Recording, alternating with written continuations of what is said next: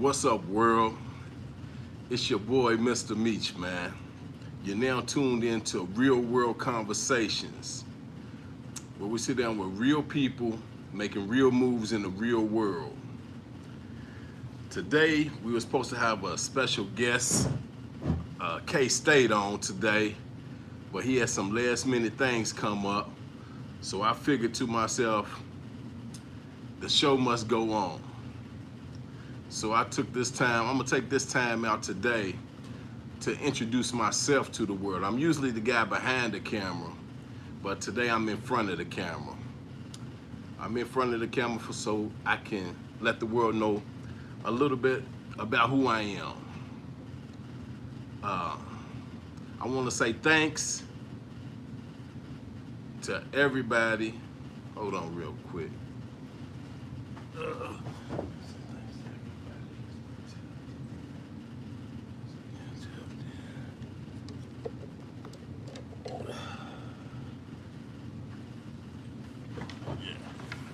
I want to say thanks to everybody that's been tapped in since day one. Oh, get these cameras right. Okay, now we ready. That's been tapped in since day one. If you don't know, man, I'm from Lexington, Kentucky, a real Lexington native from East End, the east side of Lexington. I lived a couple of different places growing up. Lived in Richmond, Virginia as a kid for a little while. That's where my youngest sister was born. But pretty much Lexington all my life. Been all across the world, not across the world, but the United States, from east to west, north to south. I'd have been all over, man. But today, man, I'm just gonna get into a little bit of everything, man. Just like anybody else that come on this show, I'm gonna give you a rundown on who I am, what I've been through, and what I come from, and where I'm going. And today, I wanted to start off and tell you, man, I grew up in the east side of Lexington, man. The Bluegrass Asmodale projects, one of the biggest housing projects, the biggest housing projects in Kentucky, man.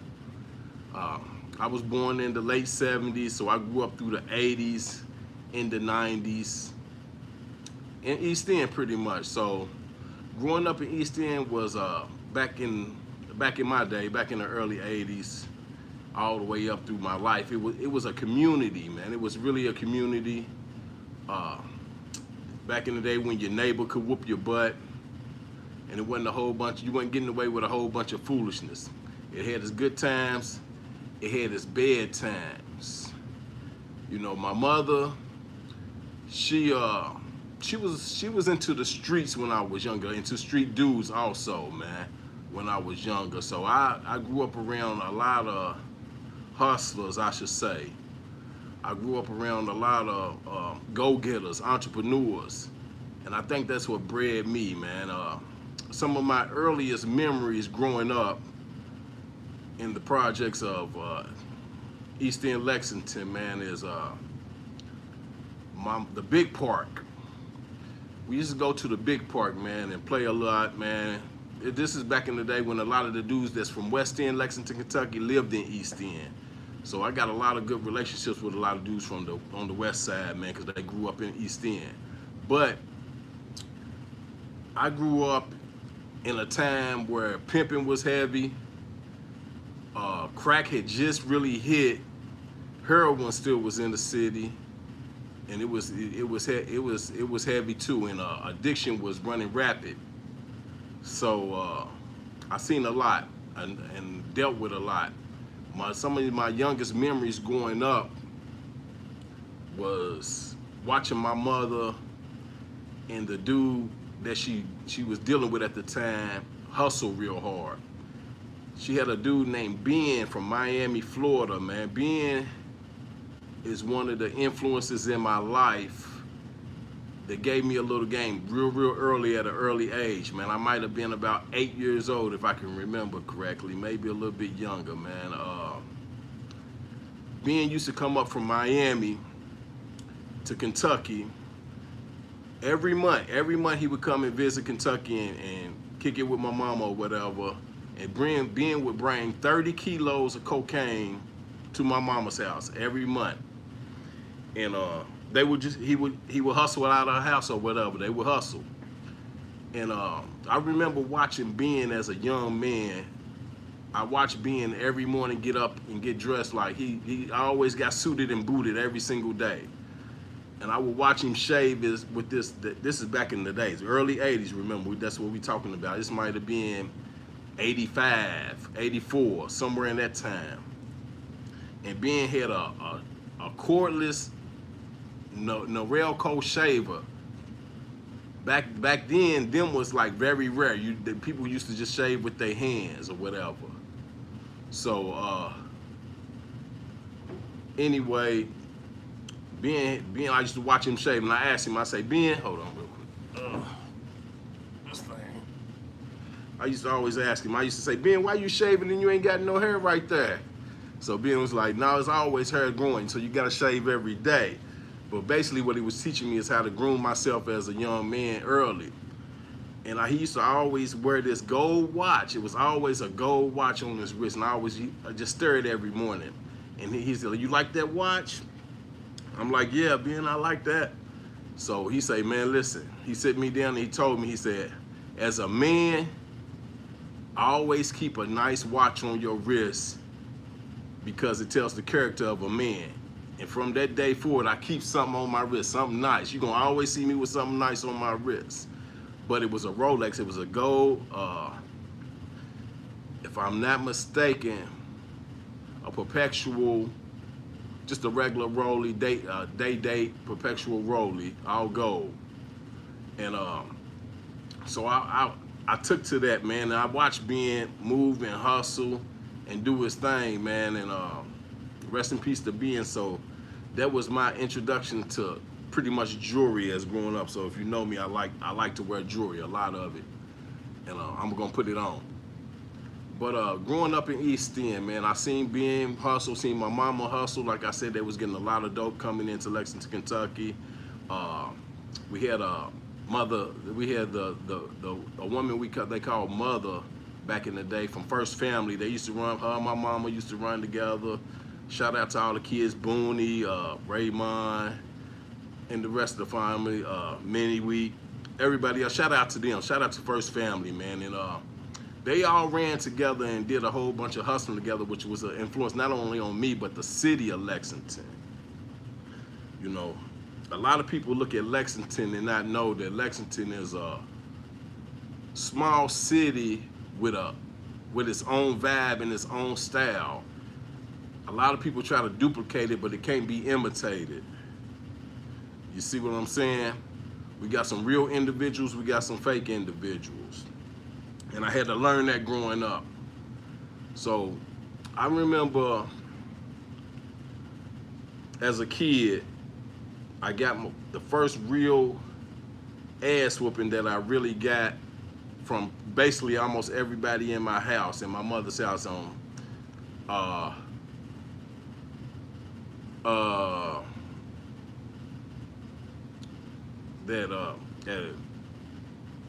it was early, man. Listen, I'm gonna tell y'all the story. So we lived on 308A Haverly Drive, right across the street from the big park. My mother and her friends are downstairs. They're having a good party like they did every weekend. Everybody come over to my mother's house, have a good time, play cards, play whatever. They was doing grown folk stuff downstairs. I didn't know. We couldn't go downstairs.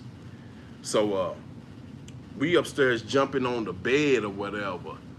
So my mother had a big, tall chest of drawer. And on top of the chest of drawer, while I'm jumping on the bed, I see a pistol on top of it. So it's just me and my cousins, man. We jumping on the bed. And I decided, oh man, it's a pistol. I don't know really too much about it, but I know it's a gun. So I reach up on top of the chest of drawer and grab the gun, which I ain't even supposed to be in the room jumping on this bed, but I done found this gun, and as soon as I grab it, it had to be God in the house somewhere. They was doing a whole lot of devilish stuff, but God had to be in the house, because as soon as I grabbed the gun, and I picked it up, and I don't think I was trying to point it at anybody. I was just holding it like it was a regular gun. And my mama, I can't remember if it was my mama or my uncle. It was somebody that turned the corner, man. And once they seen me with that gun, man, I'm talking about I got an ass whooping for about, it seemed like hours. They just took turns beating my ass, beating my ass, beating my ass. So then, I don't know if they did something to me. I think it had to traumatize me a little bit, but it almost made me infatuated with guns.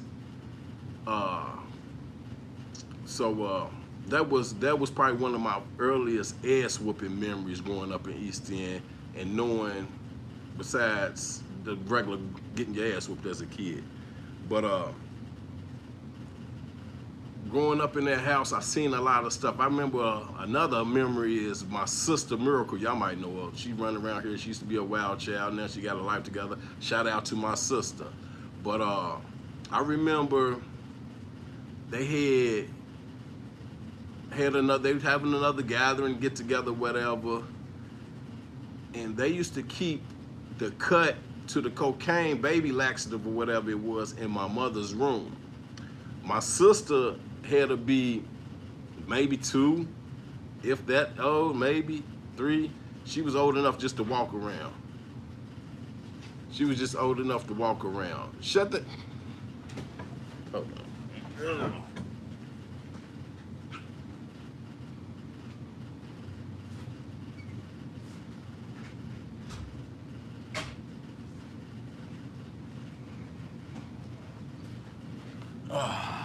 Yeah, she was just old enough to walk around, right? And she had somehow got into this cut, and it was all over her face. And she somehow went downstairs, and they got this cut all over her face. And my mama and the whole house thought it was cocaine. And I remember them panicking, running around the house, going hysterically, trying to figure out what to do because they thought she had got into the coke. So they was like, oh man, check a pulse, check this, check that. They going crazy. They going around the house, they going crazy. She just running around. So they trying to get us, so we can't call the, they said, we can't call the police. I'm young and I still remember this story like it was yesterday. We can't call the police, we can't call the ambulance, we can't call nobody, this and that. So they start checking it. Then somebody took it upon themselves to taste it. And when they tasted it, they realized that it wasn't coke, it was cut. And I think they might have whooped her ass too. At the time, I think they might have whooped her ass, man. I think they might have whooped her ass real good, but she ain't deserve no ass whooping because it was their fault.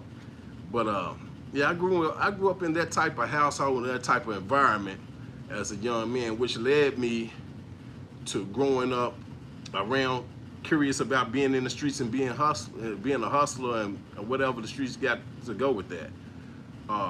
My father started being, he started being in my life early, but it didn't last long. Shout out to my daddy, Clarence L. Jones, man. Man, we just now getting our relationship back rocking and rolling, man. And shout out to my daddy. But my daddy used to come and pick me up. He was from South End. He was from the South End of Lexington, down there at Carver School, back off of Marino Drive and all that area. But he come out of Dayton, Ohio to Lexington, Kentucky. And him and my mother, them genes mixed together created something different, man, because my daddy was a menace as a kid too. He got sent from Dayton, Ohio to Lexington, Kentucky because he was stealing cars at an early age, and my grandmother wasn't having that. And when I say an early age, I'm talking about a kid age, not no teenager age. I'm talking about 9, 10 years old age. He was really advanced when it comes to the criminology of the world, which got him in trouble even more. So I want to say in 1985, I remember it like it was yesterday. I came home from a baseball game. I played for the Braves at Metathor Park. And I came home, had a good game, jumped off the back of the truck because the coaches used to come and pick you up back in the day in the projects, and really like they was part of the community. Come pick you up, take you to practice, take you home, take you to the game, take you home. And I jumped off the back of the truck and I went in the house telling my mama about my game. And she's like, I got something to tell you.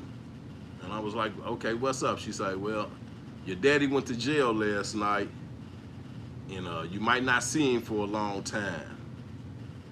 At that time, I didn't really pay attention to what she was saying. But so I kept, as a kid, just went on about my day. And it had came, I had to go see my daddy. I went to the jail to see my daddy, and he just tried to explain to me that, you know, he got into some trouble, and he tried to keep me calm and tell me not what's going on. But then the truth family had came out to me, and he told me, they let me know that my daddy had, him and his cousin, which is my cousin, robbed the Colombian Steakhouse off of off of Richmond, was it Richmond? No, Broadway. I think it was off of Broadway at the time, back in the day. But they had robbed the Colombian Steakhouse, and it turned out to be one of the most heinous crimes in Lexington history. My father ended up stabbing the supervisor of the place, the manager of the place. What make it so bad, my daddy worked at the Colombian Steakhouse that they was robbing. So he came up with this bright idea for him and my cousin to go rob, him and his cousin, which is my cousin, to go rob the Colombian Steakhouse that he worked at. But they went in there intoxicated or whatever, and the dude gave a little fight or whatever, so my daddy ended up blooping out and stabbing him 50 plus times, killing him, which ended up killing him. And so they go to rob him, take the money, leave, and try to burn the building down with him in it while he was dying. So as they was leaving, they didn't know that he wasn't all the way dead. And he started to write my daddy's name out in mayonnaise in the freezer that they left him in, which led him to picking up my father and my cousin.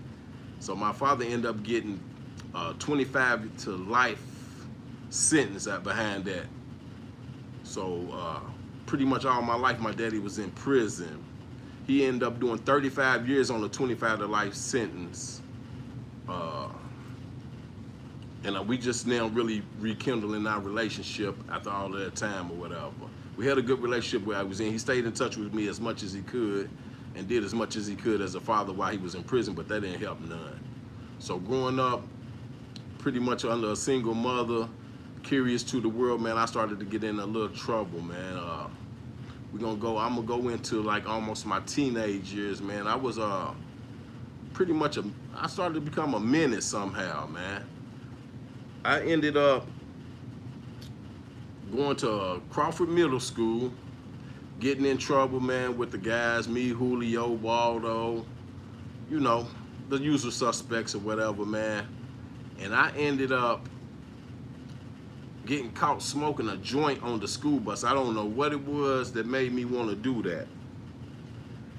But I came across some weed, had a joint, told Waldo I got this joint, man. He was like, man, fire it up. I don't know why my dumb ass did it, but I fired it up on the school bus. Boom, everybody rolled their windows down at the same time. Told you Davis, Mike can contest to this, McCoya Jackson. We all rode the same bus and went to school together, man. And anyway, that was the beginning of my life down the wrong road. So after that, I got suspended, kicked out of school. I tried to skip school, got caught. My mother found out about it.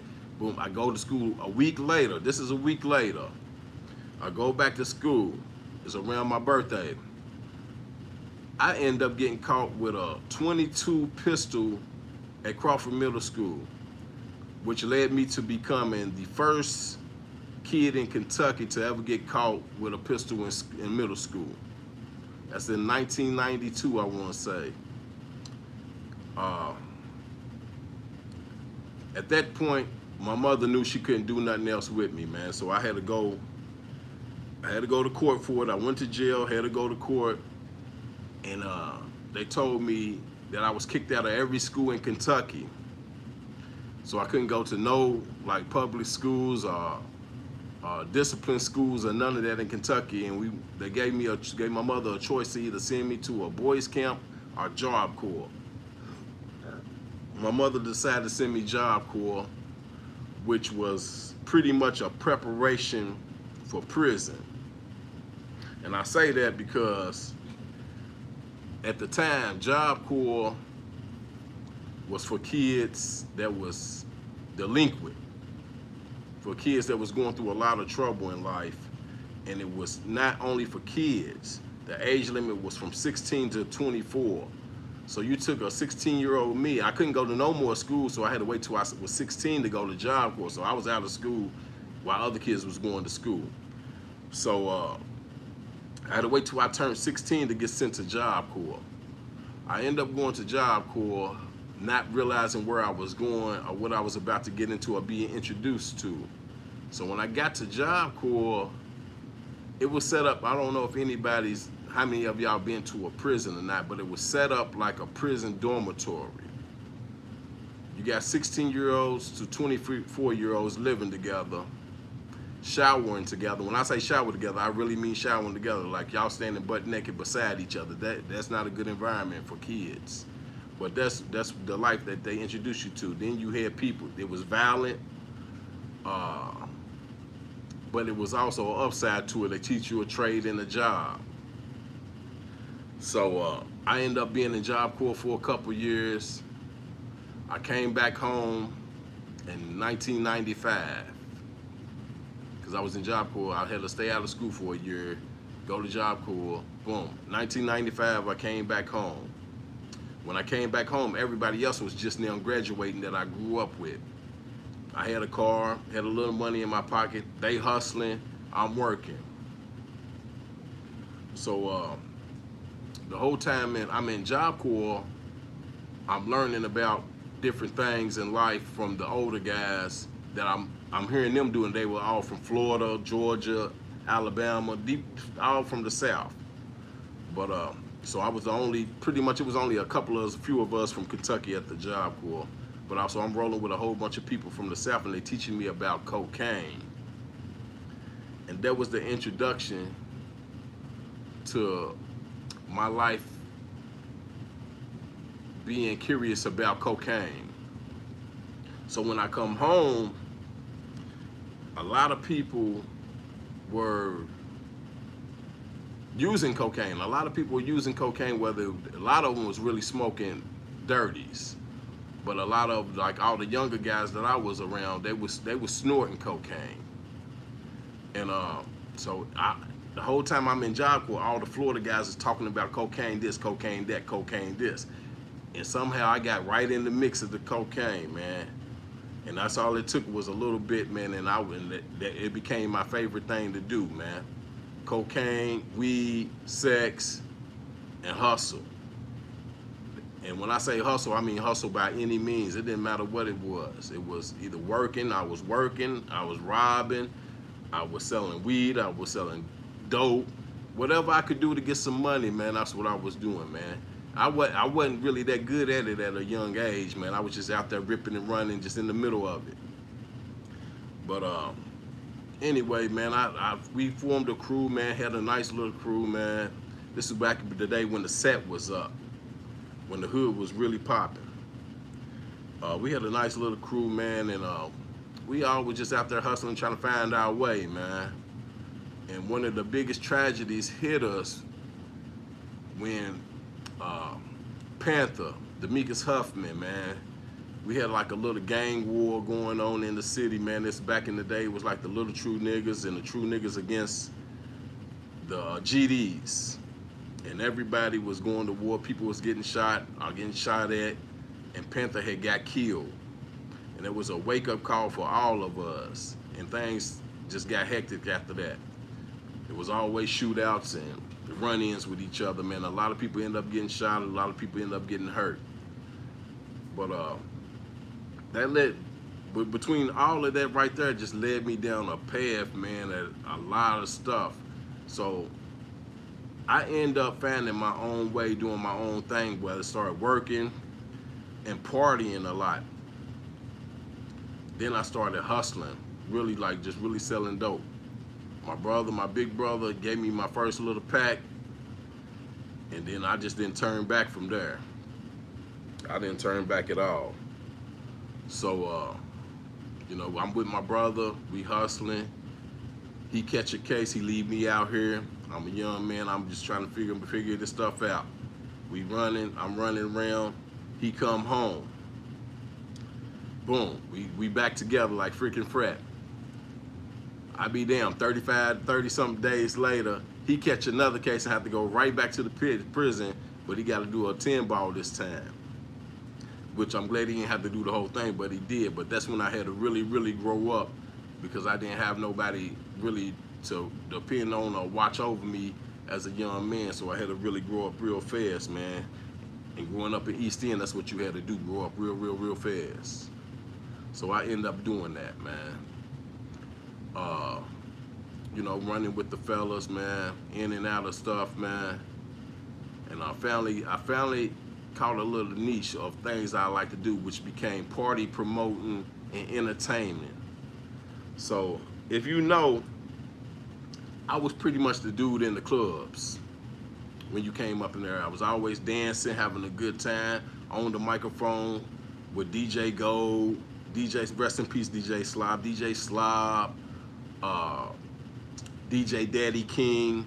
They would always let me help promote their parties and hype the club like the hype man. I used to always be in the middle of everything.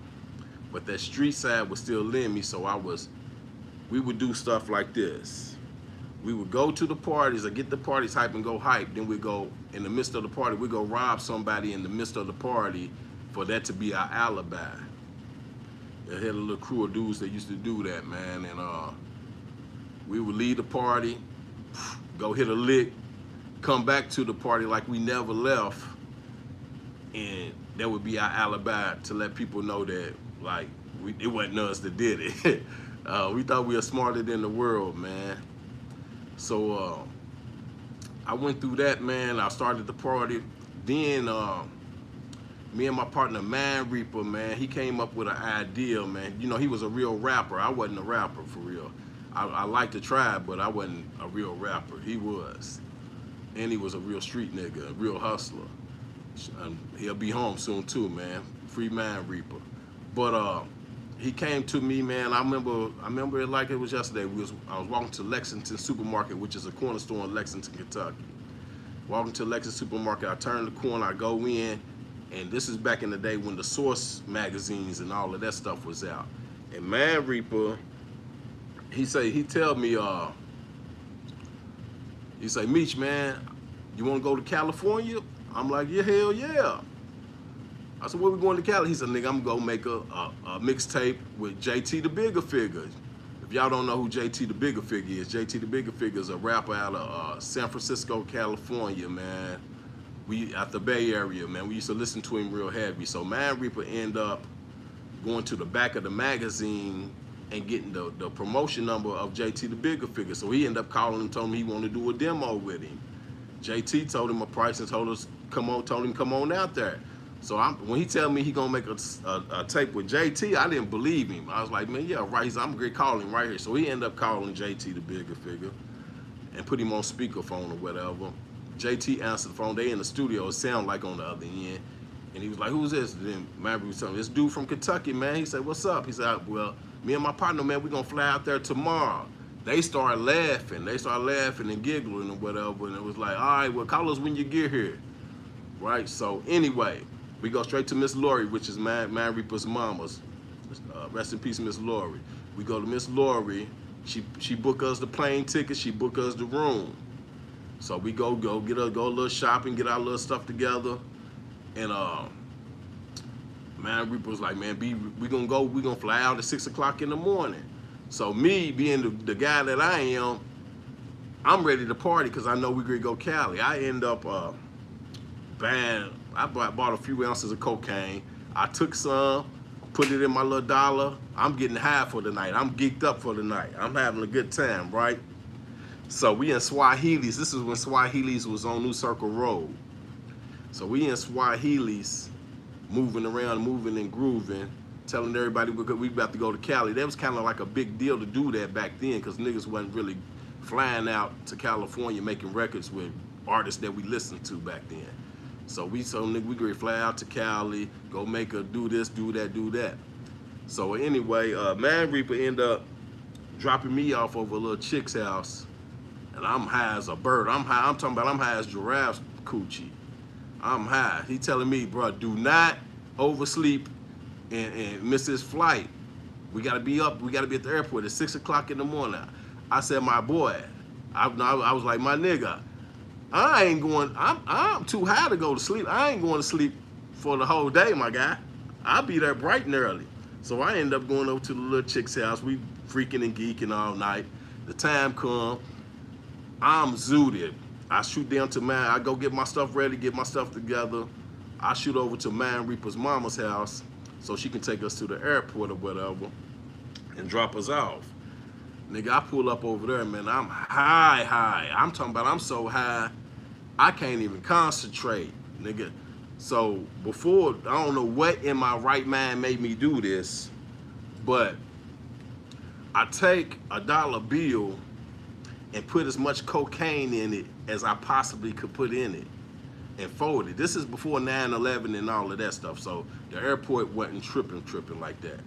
So anyway, Man Reaper trying to talk to me. I ain't trying to do no talking or nothing. I'm just trying like, man, let's get to this airport and get on the plane.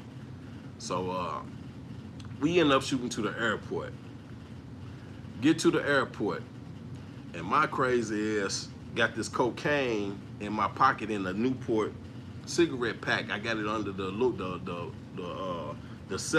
silver part of the back of the cigarette pack. Boom, like it's disguised a little bit.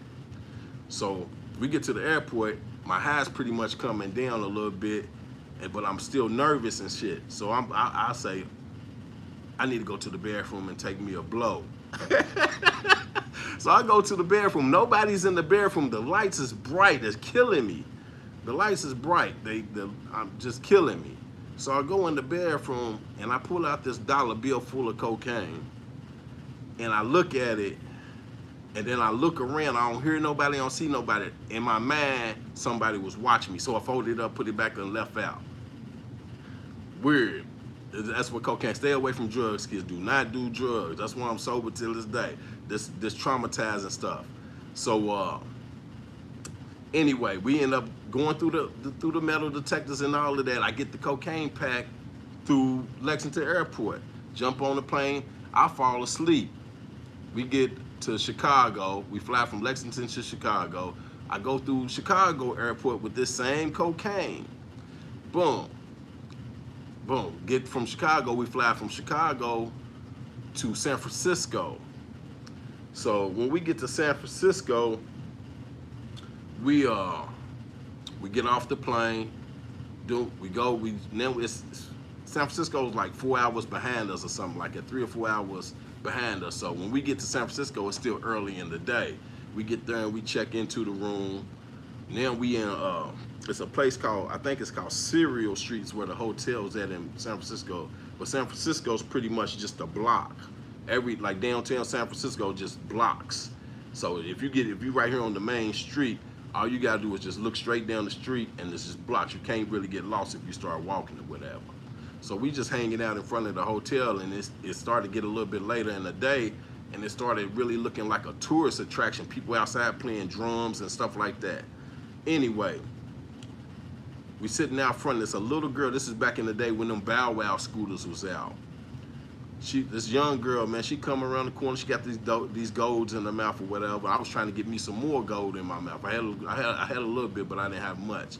So I was asking her, where you get these golds? She's like, well, I can take this. She's explaining it to me. Then I said, man, where can I find some weed? She said, I got some weed right here. So she showed me like a quarter ounce of weed.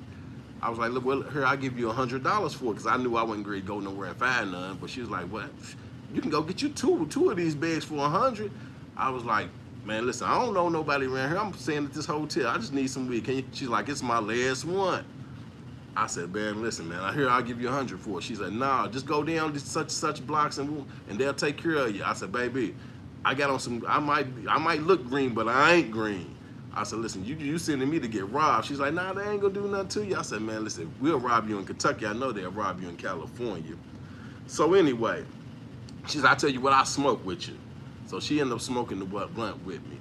We get high. Man Reaper don't get high. He's not smoking or drinking or nothing. So he's on the corner messing with this dude, doing all of these little skits or whatever he's doing. He's having a ball with him.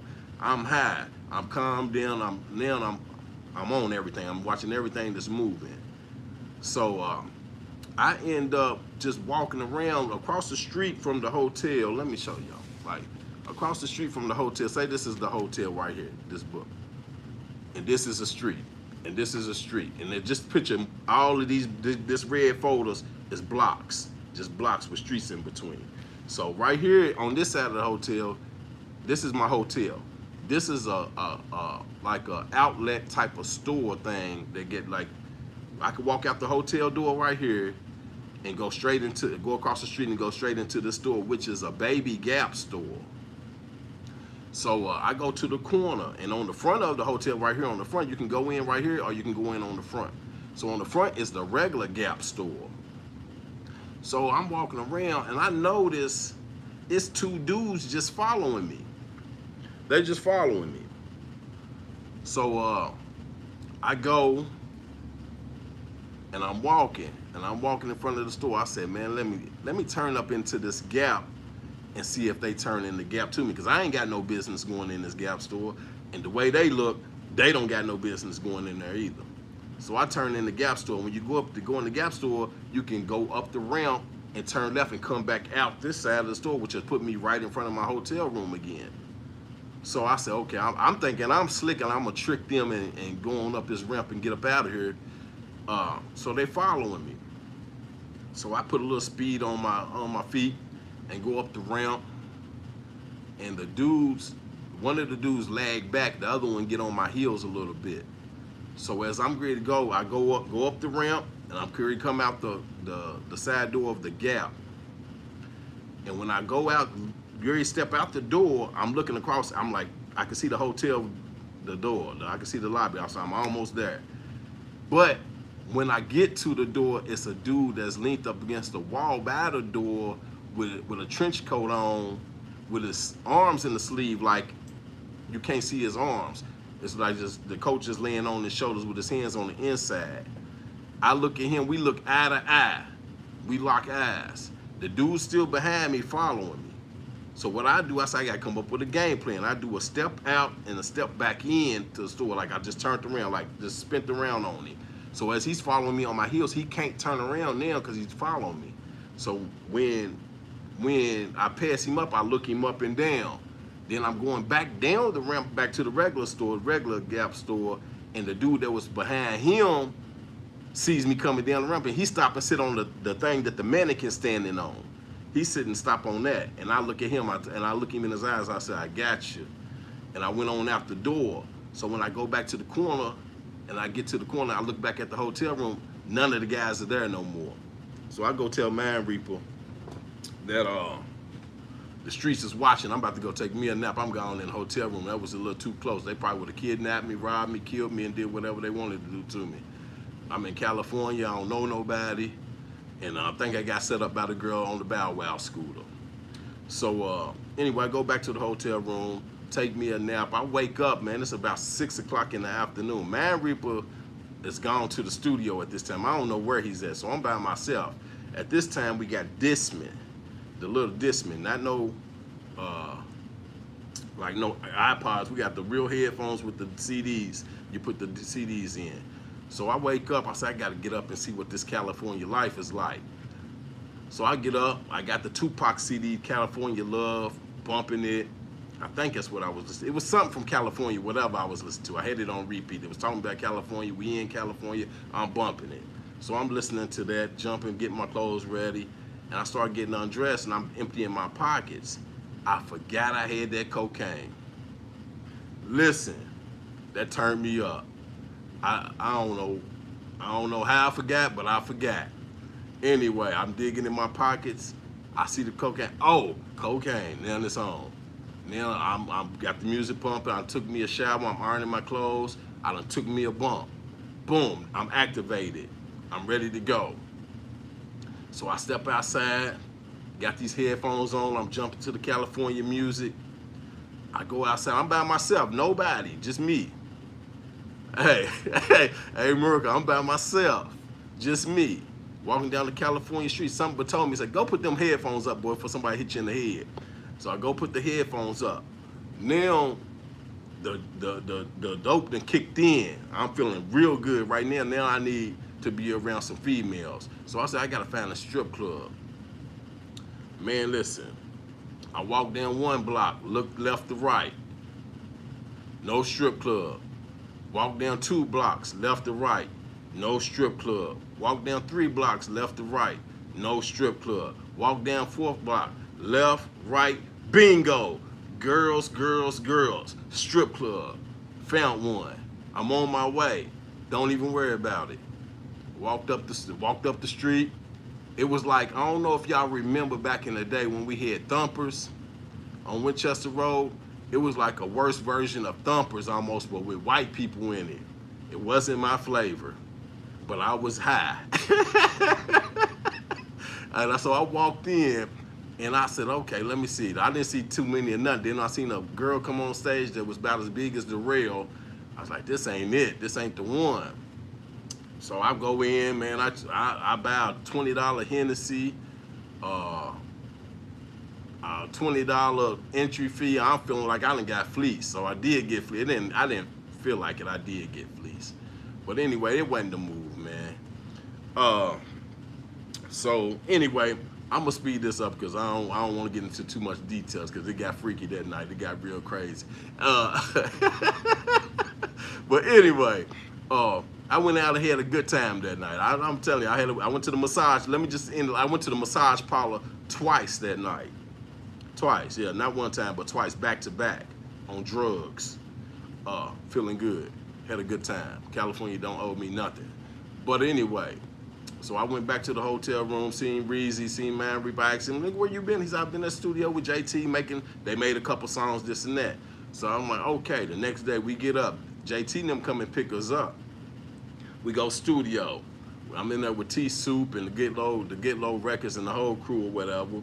We having a good time, man. We making a little music. I lay down a couple verses and JT laid down a verse, and he's ready to hit the scene. He ready to hit the city.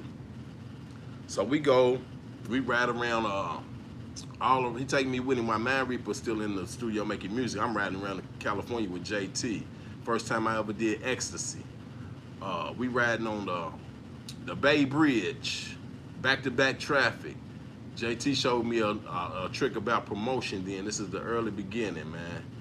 And he said, I'm gonna call the radio station, I'm gonna get on the radio station, and I'm gonna promote my album that's coming out, but I'm gonna tell him I'm in France promoting it.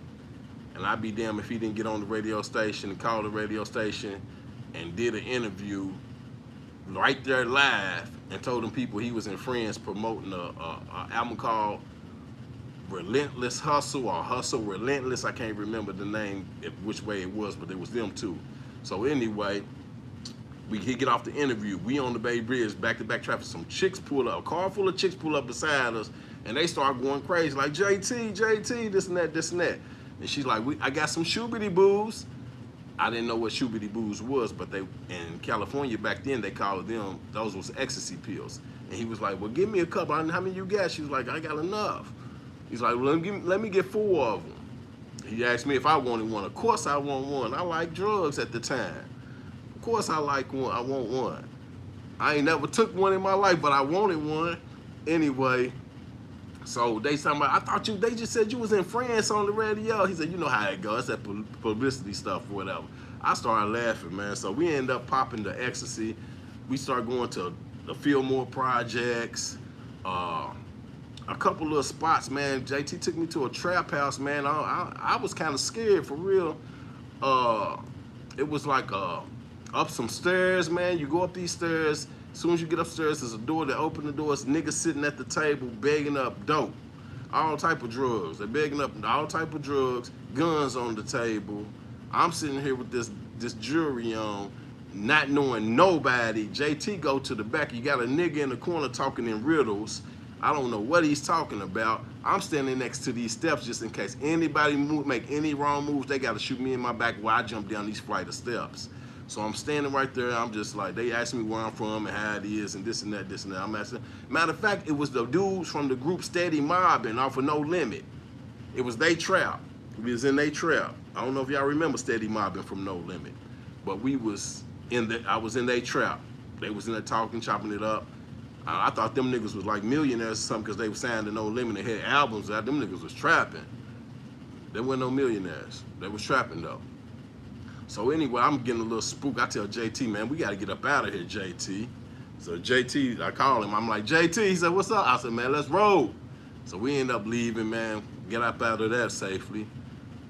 We leave there and go to a concert. JT take me to a concert with Self the Gaffler, the Alcoholics. We go in, I don't know where we going, but when we go in, we go through the back way, and we end up being on the stage with the Alcoholics. I don't know if y'all remember the Alcoholics, but it was Exhibit and the group. At this time, Exhibit had just blew up, so he kind of branched off from the group. It was just the other two guys. So we on the stage, the ecstasy pill kicked in, and remember, I told you, I used to be the party guy, the one that's always on the dance floor, hyping stuff up. The pill made me think that I was a part of the Alcoholics group. I thought I was a part of their group. So I started to go to the front jumping. I'm dancing. I'm walking up to the front like I'm going to get in part of the concert. JT, hurry up and grab me. Like, Mom, you can't go up there, my boy. You got to come. Let's go. He made sure we got off the stage after that. So we hit the crowd, went to the VIP, kicked it with the other guys, all the other rappers and stuff. Come up out of there. On our way back to the studio's in Vallejo. The concert was in, I want to say, San Francisco. But wherever we going, we coming back through East Oakland. And this is like at maybe midnight. As we coming through East Oakland, the streets is dark, the lights, there's not really nobody out but dope fiends. So we ran through, I see a police pass us, we keep riding. In my gut, something told me, this ain't right. This ain't right. We passed the police, boom. JT said, don't look back, but the police is behind us. As soon as he said that, the lights came on, I heard him. I said, okay, boom. He pulled over. I seen him, he lift his leg up, he's stuffing all the ecstasy pills in his sock, all the way to the bottom of his shoe. So when we pull over, I'm thinking it's gonna be a routine traffic stop. No, it's not. JT ends up, the police end up getting on the megaphone and be like, driver, get out with your hands up. At this point, when I hear that, I gotta look back because I don't know, something in me say, look back. We already pulled over. I look behind me, it's about 20 police cars behind us. And everybody's out with their guns out. I look at JT, I said, JT, what's going on? Now my heart's pounding out of my chest. I'm scared. I'm in East Oakland. I'm with a nigga that I don't even know. I just know he's a rapper. We getting pulled over. This nigga got ecstasy pills in him. I ain't got no drugs. I did the cocaine the night before. That shit was gone. But and I'm intoxicated. My high done left now because the police is behind us with AR rifles on us. Got us drawn down. They tell him get out of the car. Boom. Then they tell me, passenger, climb over the driver's seat and come and get out and put your hands up and lay on the ground. So I do exactly what they tell me to do. I get up, climb over the driver's seat, I lay on the ground. As I lay on the ground, I look up, I'm laying with my face flat. I'm trying to ask JT what's going on. He said, man, just chill. We're gonna be all right. So I look over in the corner, it's a woman in between buildings, a dope fiend, and she look at me and she's ducked down too. She's like almost down there like she's laying on the ground. She said, baby, don't you move because they will shoot you. That scared the shit out of me. Listen, do you hear me? I was so scared. Hey, the police come over there. They taking our IDs and whatever. What are y'all doing out here? What's going on? This late. Y'all out here in this drug infested area, this and that, what y'all selling dope. I'm like, nah, man, I came to make music. She look at my ID. She said, you from Kentucky? Oh, you came to get some dope, didn't you? I was like, nah, I'm here to make music. She's like, make music? I said, man, yeah. She's like, I'm with JT. She said, JT who? I said, JT, the bigger figure, quit acting silly. That's what I tell the police, the exact words. Quit acting silly. Then she said, that's JT? I said, you know it's JT. Man, this man's on billboards and everything in California. You know that's JT. Then she said, I thought he had more weight on him than that. I said, man, come on, man. So JT explained to the woman like that I ain't got nothing to do with whatever's going on or whatever. I'm from Kentucky, this and that. So they end up picking us up, getting us off the ground, letting us go. No, they don't let us go. They let me go. They let me go, right? And JT is in the car, and I said, can I go talk to him? She's like, yeah. JT don't pay the rental people for the rental car, and then we riding in a fucking stolen car all night long. I don't even know it. They ain't even telling me nothing or nothing. So he's like, man, this is nothing. I just forgot to pay the bill for the rental car. It'll be taken care of tonight or whatever. So I'm like, man, how the hell am I supposed to get back to the studio? Because I don't know where I'm at. So JT give me a phone number. He's like, here, call this number. They're going to tell you the address and this and that. So I called to get the number. He give me a $100 bill. Lord had to be with me. God had to be with me because it was a taxi sitting right there on the street. So I go to the taxi. I say, man, here, take me to this address. I'm on the phone with T-Soup and what's the nigga's name, man? Something Cat. I can't remember the nigga name. Fat Cat. It was some nigga name, man. He was a producer on the label or whatever. I called them niggas. I'm getting the address. I tell the taxi man look at me, and I give him the $100 bill. He's like, hold on for a second. He takes the $100 bill and go to the police car the police that's sitting in the cruiser that just got through pulling us over and all that, and go to the police and ask him, was the $100 bill real? So then he said the police tell the nigga, man, get the F out of my face. So when he say that, I said, man, get me out of here, man. We drive back to Vallejo, man. Get to the studio, man. Reaper still in there making music. I'm ready to go back to Kentucky now. I done got pulled up. I done already had too much fun in California, man. But anyway, man, that's the story of California, man. California owes me nothing, man. I had too much fun in Cali. Got pulled over, almost went to jail. I almost called a case messing with JT. It was a good time. So that was that, man. After California, man, music became part of my life. Me and Man Reaper came out with another CD. We doing music together. We riding around the city selling CDs. We become two of the most popular artists at the time in the city, man. We had a couple banging hits, man. This is before YouTube and any type of social media. It was no social media then. But we had some local fame to our name and our music. We was getting played in clubs on a regular basis. Every weekend we would go out and we just had a nice little stardom. Didn't really get to go no man where Man Reaper ended up catching the case, going to prison. I end up getting into the streets even deeper, man. End up getting involved in a robbery gone wrong, and catching a Fed case. And got charged with drugs instead, because Feds don't have robbery unless you get robbing a federal property. But we ended up getting charged with about a half, I can't remember if it was a little bit over half a key of cocaine. But we ended up getting charged with that, catching a Fed case, go to the Feds. That first Fed bit was different. That's where I learned that the world is not that much different. Like, no matter where you at, it's pretty much the same. I started moving around the Feds, on the yard, running into people from California, from Florida, Tennessee, Alabama, Texas, all over the world, all over the country. I met a lot of good people, man. Doyle Lee was in the Feds with me. He was the homie. A couple people, Corey Dunn was in the Feds with me. Augusta Sanford, GU. We was all in the Feds together, man, and that's when I learned that California ain't no different than Lexington. Florida ain't no different than Lexington. Nowhere is different. It's either more or less. We was all doing the same thing.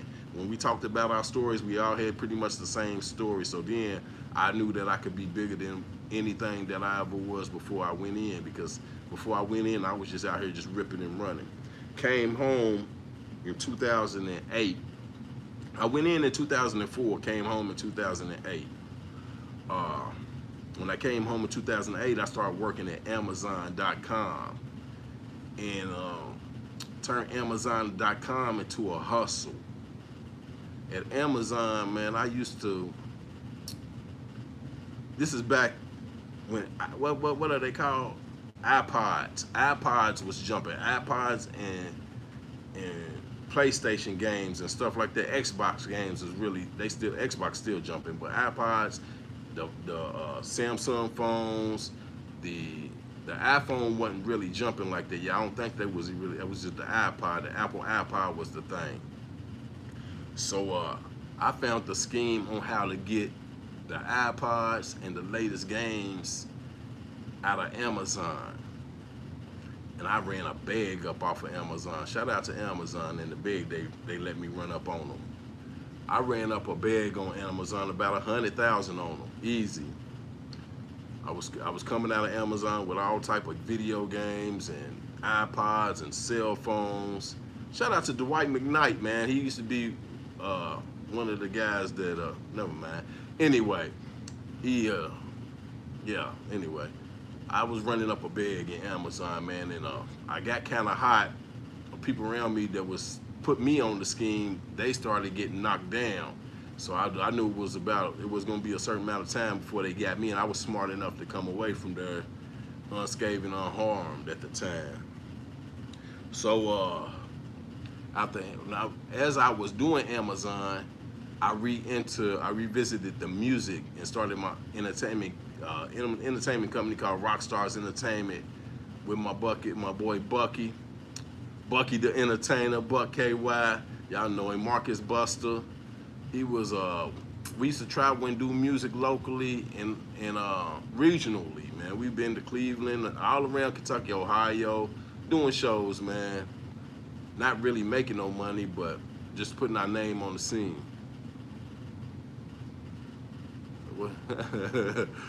Hey, we were just trying to make music, man. This is when Slime Bucci and them was younger, man. This is before he had went to prison, man. And I called myself having a real entertainment. I didn't really know what I was doing with the music, like the business side of it, for real. I was just having fun. Shout out to K-State. This K-State, Scoop, all them, they was jamming in too. They was making moves back then too. True story. We did put up a shut up contest down at the club on Main Street, and we won it. It was us and True Story had a tie to go with it to win, and the winners was to go to Cleveland and do a show for some record executives, and we ended up going up there and realized it was a fleecing of America. It wasn't really what they advertised, but we still went and had a good time, man. And some things had transpired between then and coming back, man, and life got hectic for a player, man. I got down bad. I think it might have been just the drugs mixed with the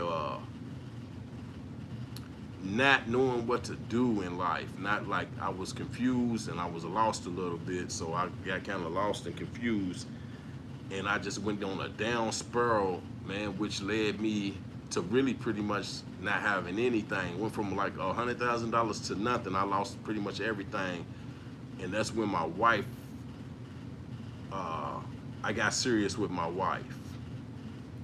She seen I was down bad on my ass, and she told me, she's like, man, here, you can come and stay with me.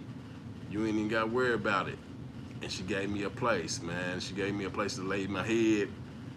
And from that day, I went to cooking school. I started going to cooking school, learning, I already knew how to cook. And that was another journey in my life. So I was sitting in the house, not doing nothing. I didn't have a job. I had just lost my job that I had. I'm sitting in the house not doing nothing. And you remember that commercial that used to come on TV that was like, what was it called? I can't remember the commercial. It was like, you sitting at home, you ain't got nothing to do. You ain't doing nothing. Go to school, this and that, this and that. So a commercial came on for, a school commercial had came on. It might have been that commercial. And I went and enrolled into culinary arts classes, man. And I took that up, and then my life took off a little bit, man. And I was out here still being foul with my wife. I made some messed up mistakes with her. We split up for a second, got that back together, man. And I kind of got my life on track a little bit, man. And as I was working, when I was working, I ran into a plug. And that's all I needed, man. I ran into a plug, man. And I didn't stop. I didn't turn back after that, man. I ran into a plug, man. I just started working my hand, man. And I was turned into something. I just started living a lifestyle that I could only dream about and imagine when it came to the streets. I always had wanted to be something big in the streets, and that was my opportunity right there, man. And I can't even lie, man. We me and the guys that I was affiliated with, the plug I was affiliated with, we was getting, I can say, almost 20 bricks a month. I can talk about this now because I went to prison, came home, and now my life is cleaned up. But if I ain't mistaken, man, I'm gonna say we was doing easily every couple, I'm gonna say almost every couple of weeks, about 10 to 20 bricks every couple of weeks, man. And I was just moving in Lexington, man. I'm moving and growing. I'm trying to put everybody that I could possibly put on without hurting myself, man, and end up still hurting myself. So kids, if you any kids out there that's running across this, I might see this, man, them streets ain't safe. Everybody ain't your friend and everybody ain't your partner. But anyway, the more drugs that I was getting, the bigger that my habit got also. So I didn't have a problem hustling, getting money, and stacking the money or nothing like that. It was the problem of me getting so high that I would get schizophrenic and paranoid, which helped me and hurt me at the same time. So I went through a thing, man, to where I would get so high, man, I would tear up my own house because I'm thinking everything's wired up in there. My wife can testify to this. I think she set me up. I think the world set me up. I don't want to talk to nobody. I don't be around nobody. I sit in and count money and get high. Oh, man, sneak out. Do stuff I wasn't supposed to be doing, being with females I wasn't supposed to be around, man. Thank God, man. Thank God so good to me, man. So God so good to me, because I'm surprised I ain't dead behind all of this stuff, man. Got into some stuff that only God could get me out of, but man, oh man, thank God. That's all I can say is thank God, man. But anyway, I ended up running up a bag and helping other people run up a bag also, man. And in the process of that, the game handled its own, man. Some of the people that I was putting on, or used to put on, put me in a trick bag. So I started, yeah, nothing but God, sister. I started getting in the trick. I got put in a trick bed by some of my own people, man. Some people who I thought was my people, and I ended up catching a Fed case. And the crazy thing is, this is how good God is, right? I had got into it with my wife 2 days before I caught my case.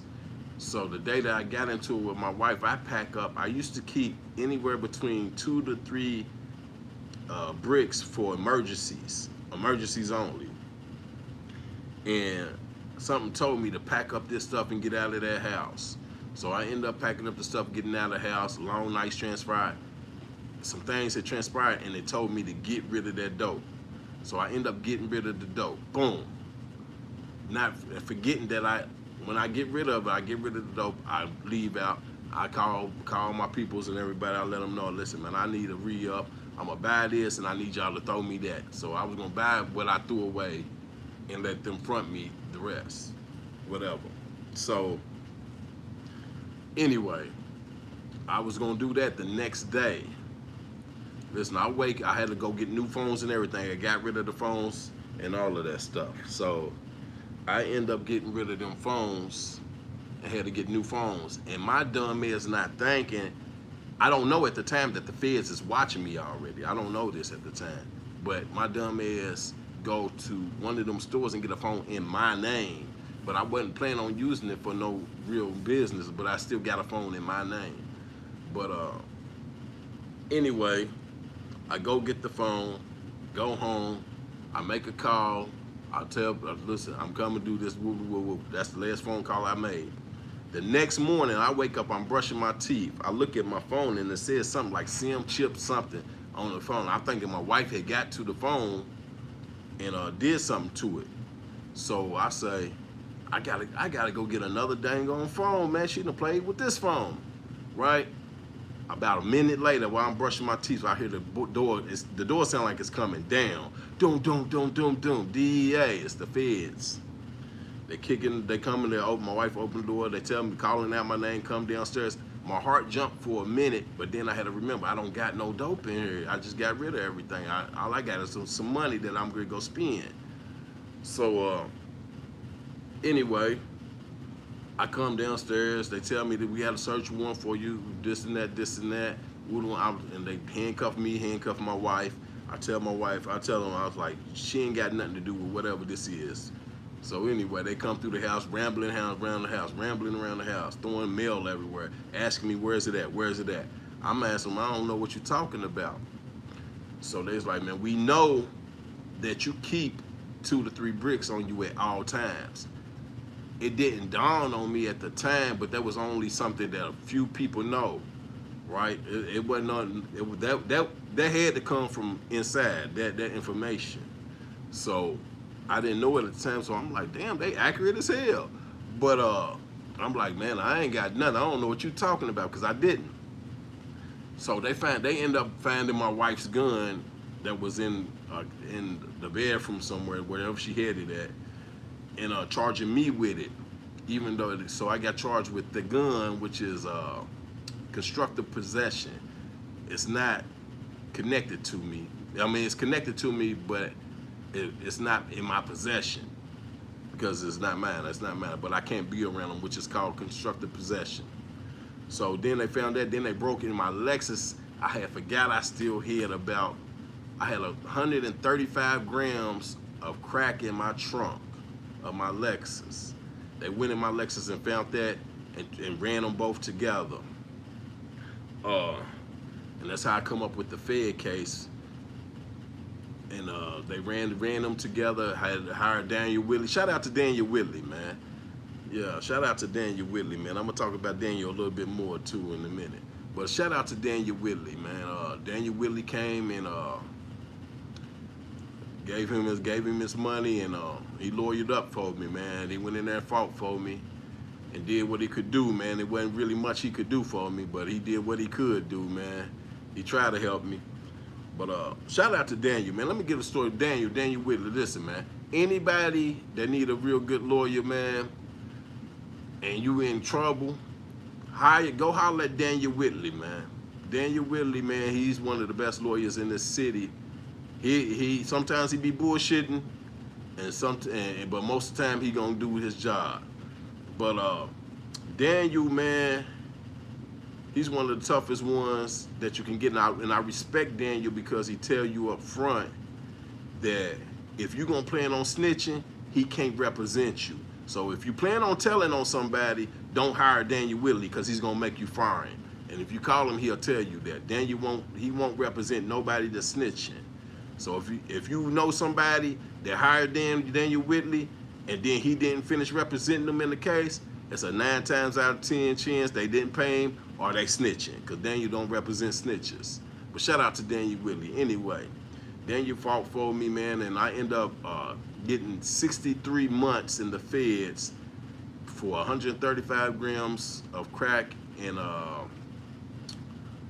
50, what's it called? 501c, 501. It's 501b. It's one of them. I can't remember. But anyway, it's a non-violent possession of a firearm. But anyway, so I got 63 months for that ran together, man. And my second year in the bit, from the first day I was in prison.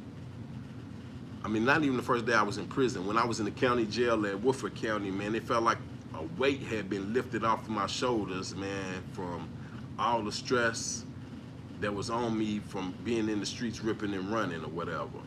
So I end up getting in prison. Then I start getting in my Bible, getting in my word, and getting back on my ding, getting on top of my stuff. And I prayed 2 or 3 times a day, every day, man, and just like, God, figure it out, take care of me, hold me, help me, every single day, man. And I did that time. I did a year in the county. Then I got shipped all the way to Yazoo, Mississippi. Shout out to all the guys in the zoo, man, that might be watching this. All the guys in the zoo, man, holding it down in Yazoo, Mississippi, man, to the federal joint down there. And that's when I found out that it was somebody in the feds that set me up they got the investigation started on me, because the judge had recommended me to go to Lexington for the drug program and the mental health program due to the usage, the history of my drug use and drug addiction. So she said, I've been doing drugs for over 30 years at that time. And she's like, you really need some mental health program, and you really need a mental health program and a drug program, and that's gonna help you. So she recommended me to go to Lexington, because Lexington was the only place they had both.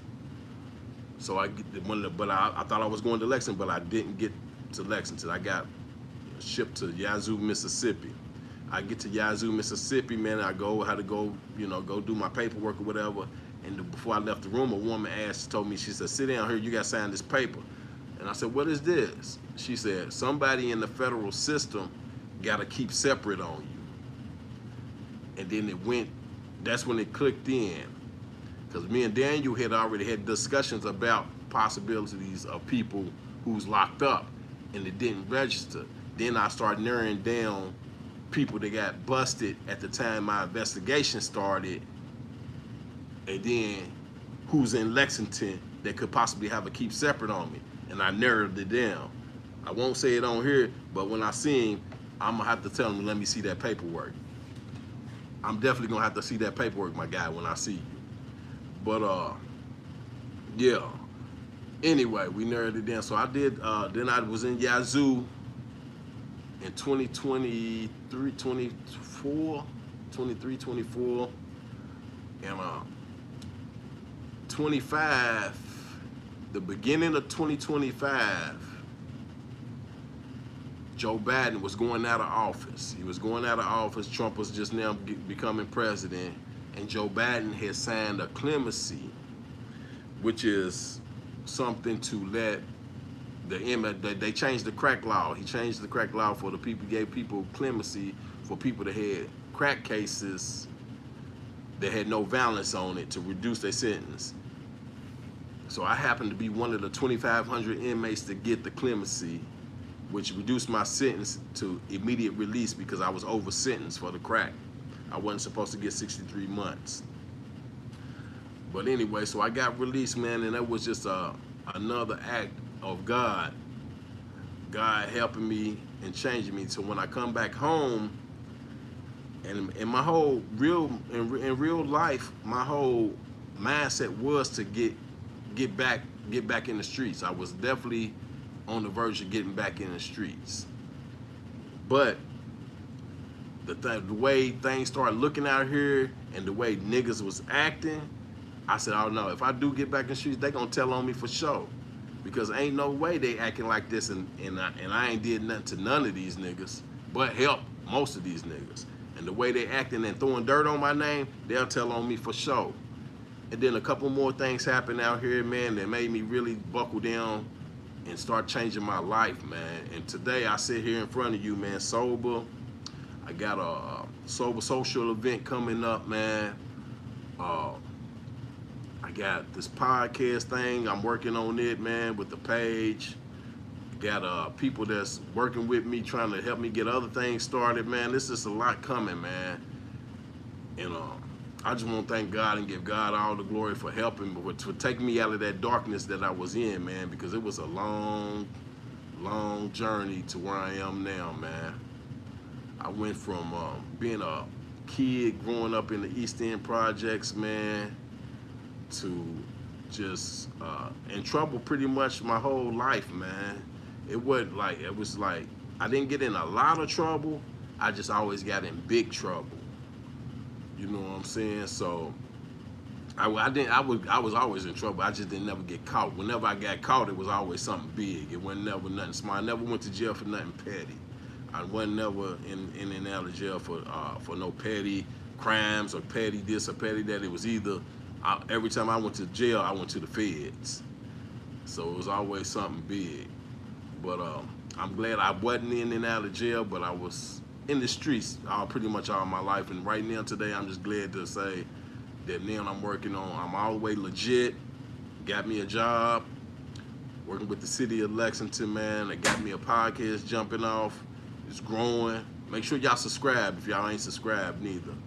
Go to YouTube Real World Conversations, man, and check us out, man. Tap in. I do morning motivational videos every morning, telling my story, giving people motivation and hope and inspiration to help them out in life, because everybody's going through a little bit of something and needs some type of inspiration and motivation, man. And I appreciate everybody that's tapped in and tapped in with me, man. And also, man, before I get out of here, I want to touch on something too, man, because we've been having this topic go on this week, man. I ain't gonna leave here without touching on this, man. Listen, man, black people in Lexington, are not only in Lexington but around the world, we have to start holding each other accountable for our actions. Because over this past weekend, the incident is all over the news, it's all over the world, it's all over everywhere. With the little white girl, man, I don't know her name, but she ended up hitting a few people downtown Lexington. And I wanted to tap on this a little bit before I get up out of here, man. And because I see a lot, it's really got the internet in an uproar, and you got people that believe this and believe that. Everybody got their own opinion, and everybody's not in agreement on everything. What I want to say is, instead of, this is me, I don't look at things and say, well, she should have did this or she should have did that, because that's where everybody's starting at. What the girl should have did. She had a chance to do this and she had a chance to do that. We all know the story, so I ain't got to really go deep into it. I ain't got that much time.